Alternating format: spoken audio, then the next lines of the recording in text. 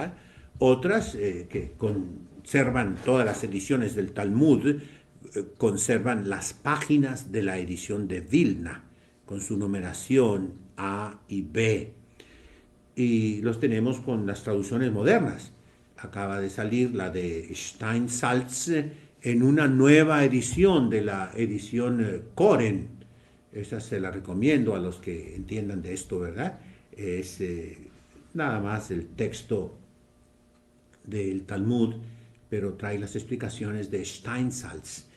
Tenemos la edición de Steinsaltz en hebreo, que es para mí la mejor, ¿eh? Y el comentario que tiene él en un hebreo escolástico, no necesariamente hebreo moderno, no es hebreo israelí, sino que es el hebreo escolástico que se usaba toda la vida, como el latín escolástico que usamos nosotros para enseñar. Y luego la colección de Midrashim enorme que se hizo en Constantinopla en lengua sefardí, en español diríamos, ¿no? Pero se hizo, les repetía en otra conferencia, una reedición en hebreo con notas críticas bastante buenas, ¿eh? En fin, son las fuentes que debemos conocer, en cierto modo, sobre todo los que se dicen teólogos, ¿eh? Y los que se dicen liturgistas, ¿eh? Vayan a las fuentes, hombre, como pide el Concilio Vaticano II, como ya vimos Presbyterorum Ordinis, ya vimos Optatantus Ius en la conferencia pasada, como piden que se vaya a las lenguas originales, a las fuentes, y es muy importante, pues, que nos basemos en eso. Los judíos atacan al cristianismo, ¿eh? Lo calumnian, dicen que Jesucristo es impostor y seductor, ¿eh? Basta ver el Talmud. Son cosas tan graves, tan duras, tan sucias contra nuestro Señor Jesucristo, que la Iglesia tuvo que intervenir con la censura. Exigió que en las ediciones del Talmud, hechas por judíos, para judíos, se quitaran ciertos pedacitos que son ofensivos contra la persona de nuestro Señor Jesucristo, pero realmente ofensivos y blasfemos. Y se quitaron. En muchas ediciones del Talmud, todavía el día de hoy, no vienen. En esa edición de Steinsaltz sí vienen, y vienen explicadas, y es necesario que las conozcamos, ¿eh? El ecumenismo se tiene que hacer, claro que sí, pero como el Talmud es un océano inmenso, inmenso, ¿eh? Y comentarios tras comentarios, ¿eh? Un autor que habla de la lengua yiddish, precisamente salió hace unos 10 años en Nueva York, y él dice, si yo me basara nomás en la Biblia, yo tendría que ser católico. Pero dice, gracias a Dios está el Talmud, y la Mishnah, y la Gemara, y toda la literatura, diríamos, judía actual. Y por eso no abrazan la Iglesia Católica. Pero de la pura Biblia sí, se tiene que hacer católico. El que conoce la Biblia en lenguas originales, si tienes buena fe, te haces católico. La traducción, translación, es la traducción de la lengua hebrea a la lengua vulgar, la lengua popular, la lengua moderna de aquel tiempo, que era el arameo. Y son comentarios que se encuentran, ustedes los pueden ver en el internet, están en arameo.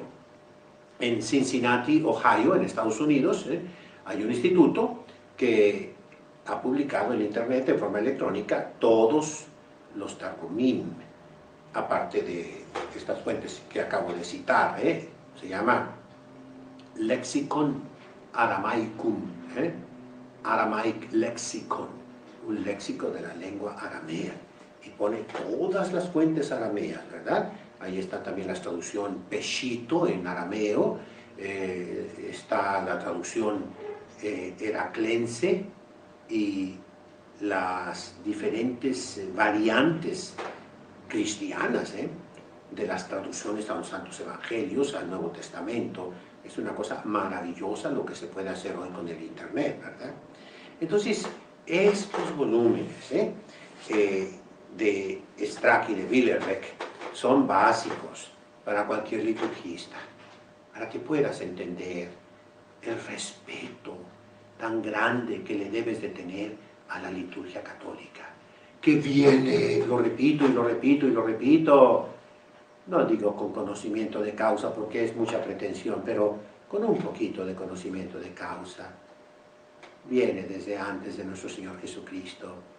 Y nuestro Señor Jesucristo no quiso cambiar ni un ápice, iota unum, neque unum ápice. Es importante eso, muy importante.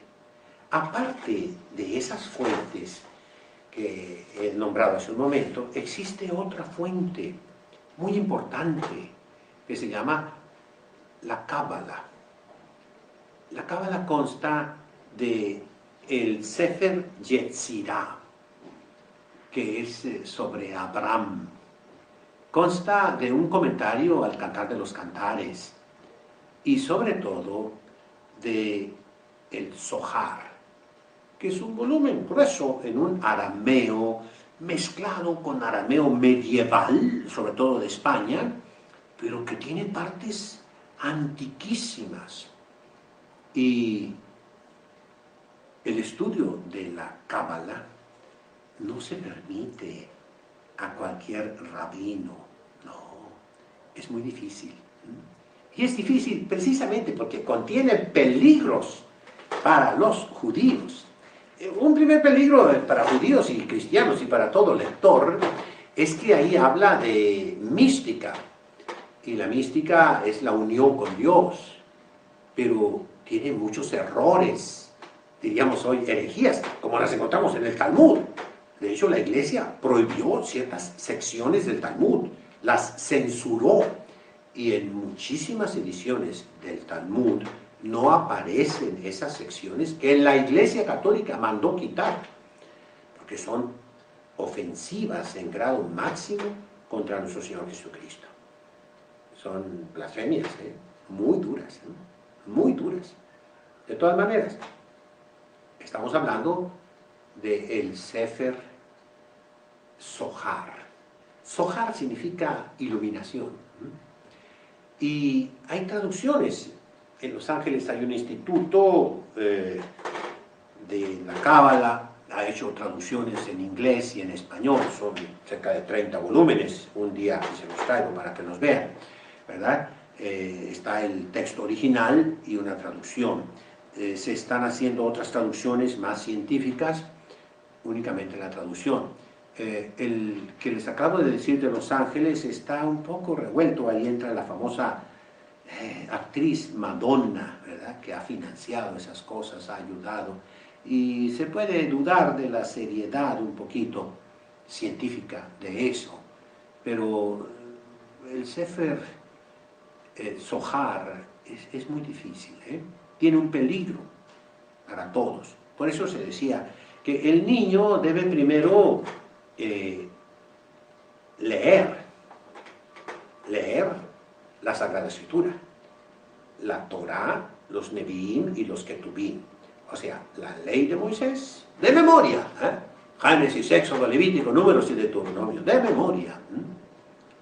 Y luego los profetas primeros, Josué, Jueces, Judí, no lo admiten ellos, ¿verdad? Según el canon, diríamos hoy, protestante, quitando 7 libros de la Biblia, de los Septuaginta, de la Biblia griega.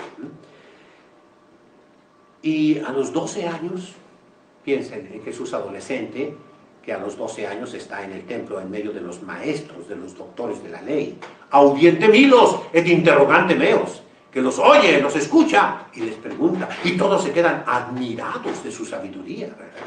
Dirán después, ¿quién es este? ¿Que no es el hijo del carpintero? ¿Dónde aprendió tantas cosas? ¿Que no conocemos a sus hermanos, a sus hermanas que viven con nosotros? Y lo insultaban, diciéndole, el hijo del carpintero. Honor para San José, que no era su padre, es su padre putativo. Es decir, pensaba la gente que él era su padre. Es un padre nutricio, que lo nutrió, que lo alimentó, que le enseñó la carpintería, con quien trabajó nuestro Señor 30 años. Entonces, volvamos. El niño a los 12 años, core, ani core, yo leo, yo recito. De hecho, La Sagrada Escritura se dice Mikra, una cosa que se lee, que se pronuncia. Luego, a los 13 años, después de ser hijo de los mandamientos, bar mitzvah, de una ceremonia que en el protestantismo equivale a la confirmación protestante, de que he hablado últimamente, como el término, el fin de la formación catequética inicial. En la formación católica más auténtica, antigua, que no es únicamente oriental, sino también en toda España, la confirmación era recién nacidos, los bebés, después del santo bautismo. Y debe regresar esa práctica en los países de habla hispana. De lo contrario, se va a acabar la iglesia. ¿Cómo que se va a acabar? En esos países se va a acabar. Es que la iglesia no se acaba. Sí se acaba. Ve ahorita a visitar a los colosenses, a los efesios. Ve a visitar esas iglesias que están escritas en el Apocalipsis, la iglesia de Pérgamo. Ve a ver esas cristiandades antiguas. No queda ni un cristiano. Si acaso una o dos familias se acabaron. Más dice el Papa. Es ciertamente cosa santa y digna de toda alabanza recurrir con la mente y con el alma a las fuentes de la Sagrada Liturgia, porque su estudio, remontándose a los orígenes, ayuda no poco a comprender el significado de las fiestas y a indagar con mayor profundidad y exactitud el sentido de las ceremonias.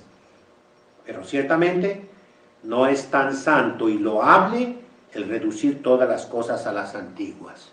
¿Por qué? ¿Por qué? Primero, acuérdense cómo comencé, con estos libros judíos de la antigüedad. Un día en el programa les voy a traer aquí el Talmud de Jerusalén, y no cabe en esta mesa. El Talmud el Talmud de Babilonia.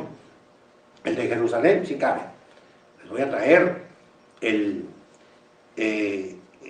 conjunto de tantos y tantos comentarios hebreos. Ahí están orígenes remotos de nuestra liturgia. Y no podemos decir, por ejemplo, que la Pascua judía, que la Agadá Shel Pesach sea el origen de la liturgia. No miento. En el nuevo orden hecho por Pablo VI, pusieron en el ofertorio dos oraciones que están en esos ritos judíos. Son dos ritos. Un rito es el Birkat Hamazon, significa la bendición de las comidas. Es un rito de comida. Baruch atah Adonai Eloheinu melech haolam, shenoten lanu lechem lechol. Bendito seas tú, Señor, Dios del universo, que nos has dado el pan. Baruch atah Adonai Eloheinu melech haolam, shenoten lanu yain lishtot, que nos das pere hagefen, dice, peri hagefen, el fruto de la vid. Se le añadió ir el trabajo nuestro y que será transformado, etc. Eso es precisamente lo que Pío XII pues tenía miedo en 1947. Irnos a lo antiguo sin ver que el ofertorio, como acaba de decir el cardenal Roberto Sara, y lo dijimos hace dos programas y el programa pasado, ¿verdad?